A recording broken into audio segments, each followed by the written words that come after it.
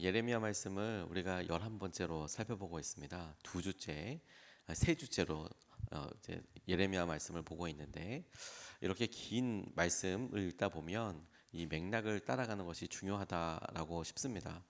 왜냐하면 이야기가 역사적으로 계속 연결되어서 진행이 되기 때문에 그 중에 어느 한 모습만 보면 그러면 이게 긍정적으로 보일 수도 있고, 그리고 혹은 이게 부정적으로도 보일 수 있지만, 이야기가 돌아가는 전체에서 보면 거꾸로 전혀 반대되는 모습으로 보여질 수도 있겠다라고 싶습니다. 오늘 이 말씀은 우리가 오늘 읽은 말씀에서만 발견되는 것은 순종에 있어서 되게 중요한 기준과 본질을 보여주면서, 동시에 순종이 진짜 무엇인지에 대해서 생각하게 될 역사적인 배경을 우리에게 그대로 보여주고 있습니다.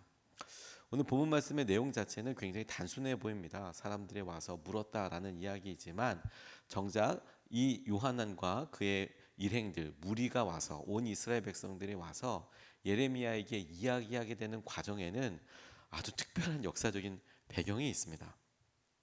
하나님께서 그렇게 여러 번 경고하시고 말씀하셨지만 이스라엘 백성들이 돌아오지 않았고, 마침내 멸망하게 되었습니다. 그래서 포로들로 잡혀가고, 이런 일들이 몇 달에 걸쳐서, 몇 년에 걸쳐서 순차적으로 막 진행하게 되었고, 그 가장 피크는, 가장 중요한 사건은 성전이 무너지게 되는 일이었습니다. 그리고 시드기야 왕이 잡혀가게 되는 일이었습니다.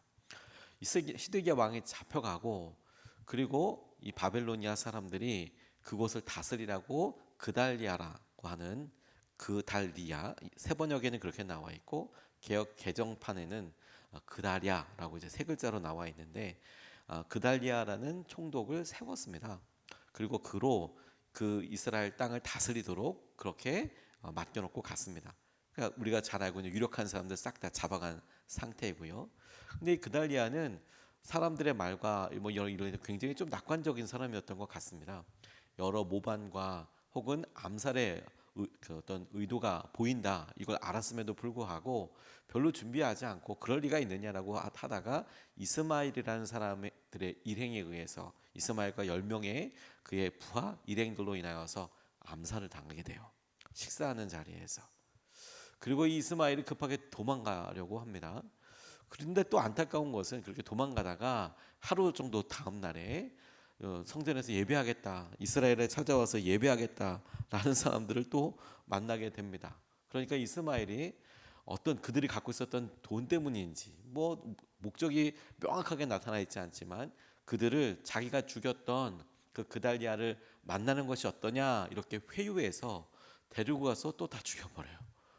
그리고 그 일행 중에서 한 10명 정도가 재물이 있다 숨겨놓은, 그래 그거 가지러 가자. 그래서 그걸 포로로 잡아가지고 움직여요. 이때까지는 그달리아가 죽었다라는 것이 사람들한테 아직 알려지지 않을 때였습니다. 암살하고 그 다음날, 그리고 그 어간에 있었던 일이니까요. 그러니까 그렇게 도망가고 있는 중에 요하난이라는 사람이 그 이야기를 듣고 찾으러 와요. 그래서 그들과 함께 조우하게 돼서 데리고 다니던 포로를 급히 납두고, 이 이스마엘이라는 사람은 암몬이라는 곳으로 도망갑니다. 망명처럼 확 도망가 버려요. 그리고 요하난이 남았어요. 그 포로들은 구출하게 됐죠. 그래서 그렇게 있으면서 어떻게 해야 되냐라고 할 때 그 가장 커다란 마음의 두려움과 염려가 뭐였냐면, 총독이 죽었지 않습니까? 총독이 죽었으니까 바빌로니아가 어떻게 할 거냐, 이제. 이게 역사적인 배경이 있는 거예요. 바빌로니아가 이제 곧 쳐들어올 것이다. 총독이 죽었으니까 다시 쳐들어와서 여기 쑥대밭으로 만들어 놓을 거다. 어떻게 하면 좋겠냐. 이제 이런 이야기 배경 때문에 어떻게 하면 좋을까로 인하여서 요하난과 그의 그 감계했던 사람들, 그리고 오늘 성경 말씀에 묘사하기는 가난한 사람부터 뭐 모든 사람들이 와서 예레미야의 뜻을 물었다라고 그렇게 나와 있는 겁니다. 그러니 그들의 심정이 어땠는지 알게 되겠죠. 그래서 그들의 대화를 보면 하나님께서 말씀하시는 순종이란 무엇인지, 무엇을 한다는 것인지에 대해서 우리가 생각해 볼 수 있는, 그들의 절박함에서 살펴볼 수 있는 것이 있다고 싶어요. 그게 뭐냐면, 첫 번째, 무엇이든 따르겠습니다. 이게 순종의 기본입니다. 내가 무엇을 하겠다, 뭐 이런 것의 중심이니까 내가 무엇이든지 하나님 말씀이면 내가 순종하겠습니다. 따르겠습니다. 가겠습니다. 이게 순종의 가장 중요한 본질이고 핵심입니다. 내가 할 수 없는 일을 해보겠습니다. 이 구체적인 일이 아니라 내 삶의 방향을 하나님께서 이끌어 가시는 대로 내가 결정합니다. 그대로 따라가겠습니다. 이게 순종이라는 거예요. 내가 어렵고 하는 이 일에 내가 주님을 따라보겠습니다라고 나타나는 구체적인 상황이 아니라 오히려 삶의 태도와 같고 하나님을 향한 결연한 의지와도 같습니다. 순종이라고 이야기할 때. 오늘 3절에서부터 5절까지 말씀이 그런 맥락에서 본다면 다시 한번 읽혀지실 것 같아요. 그들이 나와서 이렇게 이야기합니다. 예레미야에게 3절 말씀을 보면 그러니 예언자님이 하나님이신 주님께서 우리가 가야 할 길과 우리가 해야 할 일을 우리에게 알려주시도록 해주십시오. 예언자 예레미야가 그들에게 대답하였다. 잘 알아들었습니다. 여러분의 간청대로 내가 여러분의 하나님이신 주님께 기도를 드리고 주님께서 응답하시는 것을 아무것도 숨기지 않고 모두 여러분에게 알려드리겠습니다. 5절 그들도 예레미야에게 약속하였다. 진실하고 신실한 증인이신 주님을 두려워하면서 맹세합니다. 우리는 정말로 예언자님이 하나님이신 주님께서 예언자님을 보내셔서 우리에게 전하여 주시는 말씀대로 행동할 것입니다. 전하여 주신 말씀대로 행동할 것입니다. 떠나냐 마냐 뭐 이런 일들뿐만이 아니라 하나님께서 말씀하시는 대로 우리가 그대로 따르겠습니다라는 것이 순종의 가장 중요한 태도라는 것이지요. 요한안과 이스라엘 백성들이 와서 이야기하는 것에서 우리가 하나님께서 기뻐하시는 고백을 살펴볼 수 있겠다고 싶어요. 그게 뭐냐면 하나님 제가 그 일에 순종하게 해요. 귀하고 아름다운 고백이고 결단이지만 하나님은 그 더 깊은 곳에 있는 그들의 마음속에 내가 하나님을 온전히 의지하겠습니다. 무엇을 하라 하시든지 어디로 가라 하시든지 무엇을 하라 하시든지 어디로 가라 하시든지에 대해서 나와 있는 것은 그 사람의 태도이고 그 사람의 마음가짐이고 주님께서 이 마음을 받으시는 거예요. 하나님의 뜻대로 행동할 거라고 지금 요한안과 이스라엘 백성들이 이야기하고 있는데 예레미야가 그 이야기를 듣고 지금 부탁한 거지 않습니까? 예언자님, 선지자님, 예레미야에게 우리를 위해서 기도해 주셔서 어떻게 해야 될지 알려주십시오. 당시의 상황에 있으니까 본인이 제사장도 아니고 본인들이 아무것도 할 수 없으니 당시의 사고로서는 하나님의 말씀을 전하고 있었던 예레미야에게 물어보았던 것이 당연해 보이기도 합니다. 그리고 따르겠다고 이야기하는 기도로 알려주겠다라고 이제 예레미야도 응답을 하죠. 하나님을 신뢰할 수 있기 때문에 온전히 맡길 수 있는 거예요. 다시 말해서 하나님께서 말씀하시면 내가 무엇든지 따르고 가라 하시면 우리가 어디든 갑니다라는 말은 어떤 구체적인 사항들보다 이제 내가 하나님만 의지하겠습니다. 하나님께서 원하시는 그 하나님을 따르겠습니다라는 고백의 다른 표현인 거거든요. 하나님을 신뢰하기 때문에 하나님 어디로 가라고 하도 내가 그거 염려하지 않겠습니다. 무엇을 하라고 하셔도 내가 그것에 하나님께서 인도하시고 말씀하시는 것이니까 내가 따르겠습니다라는 하나님을 향한 신뢰와 하나님을 향한 태도를 말하는 거예요. 순종은 믿음과 신뢰를 나타내는 것이기도 합니다. 순종하겠다고 결심하면 겁나는 것이 없어져요. 저는 이게 되게 중요하다고 싶습니다. 하나님께서 왜 그것이 나타나는 것이 신뢰이니까. 저희 교회가 개척되기 전에 하나님께서 저에게 청빙과 관련된 도전을 하신 적이 있었습니다. 하나님께서 어느 교회에 대해서 이렇게 만나게 해주시고 가보는 것이 어떻겠느냐 이제 그런 권면을 받고 기도하는데 제 마음속에는 당시에 성도님들에게 다 이야기하지는 않았지만 당시에 제가 부목사였고 담임 목사님이었던 유기성 목사님이 둘이 이렇게 그리고 이제 목사님들 공동체에서 개척을 해보는 것이 어떻겠느냐 이런 마음으로 기도를 막 시작했을 때였습니다. 그런데 어떤 형태나 이게 전혀 드러나지 않고 한 여름 6월달 지금쯤이었다고 생각이 되네요. 그래서 한번 가보는 것이 어떻겠느냐. 근데 제 마음속에는 딱히 청빙이나 이런 거에 대한 마음도 없었을 뿐만 아니라 그렇게 청빙되었던 교회가 재정적인 어려움들과 상황들로 인하여서 힘들다라는 이야기를 이렇게 듣고 나니까 갑작스럽게 청빙이 들어온 것도 좀 당혹스러웠고 굳이 거기까지 가서 그렇게 큰 재정이 있는 곳에 가서 내가 이렇게 굳이 목회를 해야 되는 건가? 이런 마음이 인간적인 마음이 이렇게 훅 들더라고요. 근데 이제 기도하다 하라는 여러 상황들로 인하여서 이제 기도해보고 집사람과 함께 이렇게 기도하는데, 당시에 제가 느꼈던 마음은 그 교회 형편이 어떻다 이런 것들보다도 더 중요했던 것은 뭐냐면 제 마음인 거죠. 마음에. 왜냐하면 보니까 여러 상황들과 이런 것들이 저를 힘들게 게 아니라 제 마음속에 드는 생각들이 더 무섭더라고요. 더 제 마음을 흔들더라고요. 가야 되나 말아야 되나, 뭐 어떻더냐 저떻더냐, 제 미래는 어떠냐, 뭐 어떠냐. 제 마음속에 그런 잡다한 생각들이 있다는 것이 그런 질문 한 가지에 다 드러나더라고요. 마치 그냥 뭐 미꾸라지가 있어서 확 이렇게 진흙탕이 일어난 것처럼 생각이 전부 다 그렇게 올라가게 되더라고요. 집사람과 이렇게 같이 기도하면서 그때 마지막 결론과 하나님께서 허락하여 주셨던 기도의 응답은 무엇이냐면, 그 교회가 아무리 힘들어도 하나님께서 저에게 그 교회를 섬길 수 있는 영광을 주신 것이다. 제가 어느 순간에 그렇게 제가 혼자서 그렇게 큰 헌금을 하듯이 그 교회 부임하게 되면 건축빚이나 이런 것에 다 사인해야 되지 않습니까? 근데 그걸 기도하다 보니까 영광이다. 내가 언제 그렇게 큰 헌금을 해볼 수 있겠냐. 헌금한다고 생각하고, 혹은 주님께서 하신 은혜를 내가 이렇게 대본다고 생각하고, 그래 내가 하나님께서 인도하시는 곳에 가는 게 맞겠다. 그 하나님께서 인도하시는 거냐 마는 거냐라고 이야기할 때 그 최종 하나님께서 해주셨던 마음은 어디로 이끄시든지 순종하고 무엇을 하라고 하시든지 하겠습니다. 근데 여러분, 그때 제게 그런 고백과 함께 너무 감사했던 것이 무엇이냐면, 제 안에 드는 생각들, 가능성들, 상상들이 싹 다 사라지고 진짜 평안함, 하나님께서 인도해 주실 거야. 하나님께서 나와 함께하고 계실 거야. 그게 믿어지고 나니까 아무 문제가 없더라고요.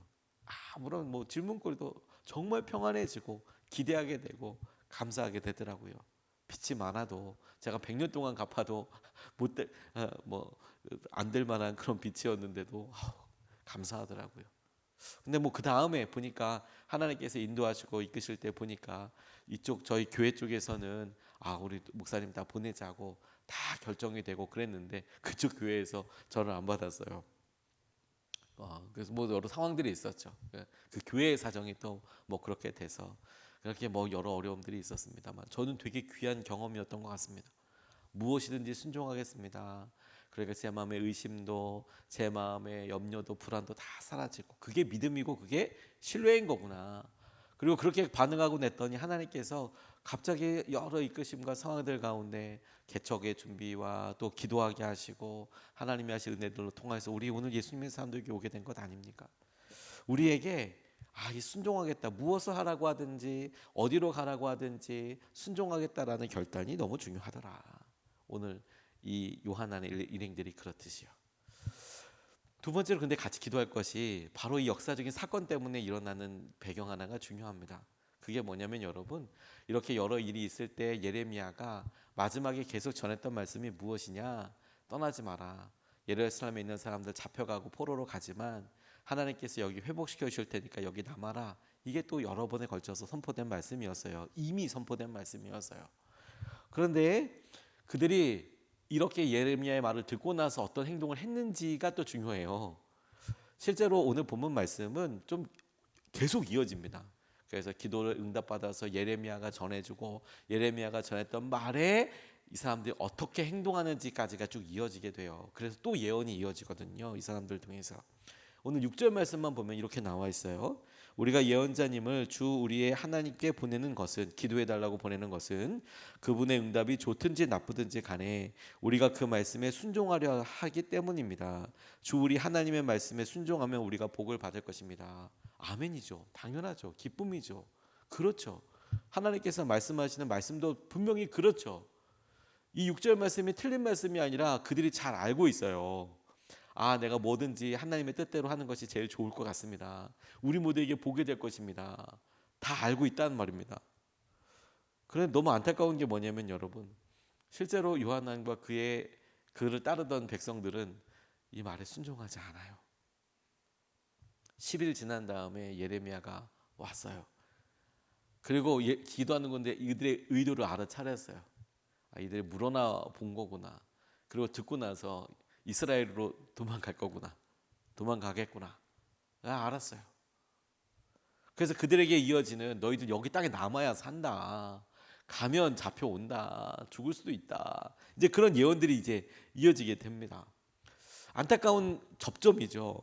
본인들의 고백을 보면 하나님께 순종하면 하나님께서 살려주시고 복을 주신다는 것을 모르는 바가 아니었고 알아요. 그래서 그렇게 결정하고 실제로 예레미야를 찾아오기도 했어요. 그래서 참 그 순종의 마음과 믿음의 결단, 의지하겠다는 결단이 되게 중요한 거구나. 도전이 되는구나. 거기까지는 우리가 참 너무 귀하게 도전을 받아요. 그리고 오늘 이 말을 통해서도 그래 순종하면 복이 되는구나. 그것도 우리가 붙잡았어요. 근데 정작 그게 핵심이고 중심임에도 불구하고 안타까운 것은 뭐냐면 이들은 순종하지 않아요. 그들의 말대로, 그들의 결단대로. 그래서 이런 생각을 해보게 됐습니다. 생각하는 것과 실제로 살아가는 것이 다른 것을 주의해서 봐야 하는 거구나. 우리는 우리의 생각으로 우리의 믿음이 그렇다고 생각하지만 정작 우리의 마음이 가는 방향과 우리의 생각은 심지어 바를 수 있어요. 그리고 그것을 살려나가고 그리고 그것을 계속해서 유지하는 것은 너무너무 중요한 일이에요. 이게 첫 번째 first step이거든요. 첫 번째 걸음이거든요. 그런 마음조차 없으면 어떻게 하겠습니까?